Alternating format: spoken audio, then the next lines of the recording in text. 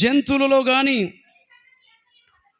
తొలి సంతతి అంతయు హతము చేసి ఐగుప్తు దేవతలందరి మీదికి నేను తీర్పు తీరుస్తాను.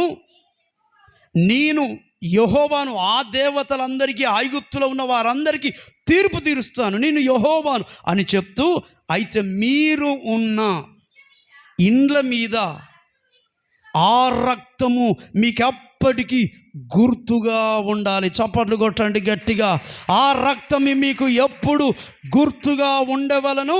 నేను ఆ రక్తమును చూచి మిమ్మల్ని నశింప చేయకుండా నేను దాటిపోతాను. చప్పట్లు కొట్టండి ఒక్కసారి గట్టిగా, కొట్టండి సంతోషంగా. ఏ తెగులు, ఏ శాపం, ఏ వ్యాధి మీ ఇంటికి అసలు రాదు.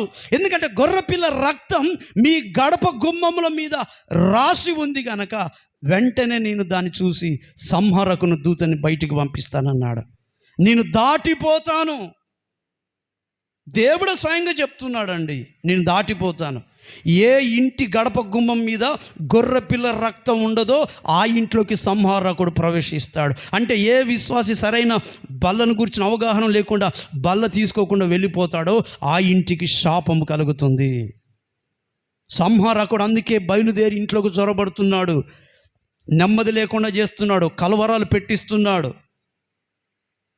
ప్రియమైన దేవుని బిడ్డలారా, కుటుంబాలు ఎందుకు దీవించబడలేకపోతున్నాయి? మీరు తీసుకునే బల్ల విషయంలో పైన చెప్పిన 4 విధాలుగా మీరు పాటిస్తున్నారా? ఇది యెహోవా నియమించిన నిత్యమైన కట్టడ. ఈ ఇశ్రాయేలు ప్రజలు ఈ కట్టడను పాటించడానికి వాళ్ళకు బద్ధకం కలిగింది, నిర్లక్ష్యం కలిగింది. ప్రతిసారి ఎవడు అర్పిస్తాడులే, చేసిన పాపం ఎవడు చూస్తాడులే, మన ఇష్టానుసారంగా మనం బ్రతుకుదాం, మనకు నచ్చినట్టుగా బ్రతుకుదాం అనుకున్నారండి. ప్రతిసారి చేయమన్నాడు దేవుడు బల్ల. ఆ పస్కా బలిని మీ నడుము కట్టుకోవాలి, చెప్పులు తొడుక్కోవాలి, ఏమండి చేత కర్రలు పట్టుకొని మీరు త్వరపడి తినాలని ఆజ్ఞాపించాడు. కానీ వీళ్ళు రాను రాను ఆజ్ఞలన్నీ మర్చిపోయారు. అందుకే వాళ్ళకు నచ్చినట్టుగా వాళ్ళు బ్రతికారు కనుక దేవుని రాజ్యంలో అడుగు పెట్టలేదు.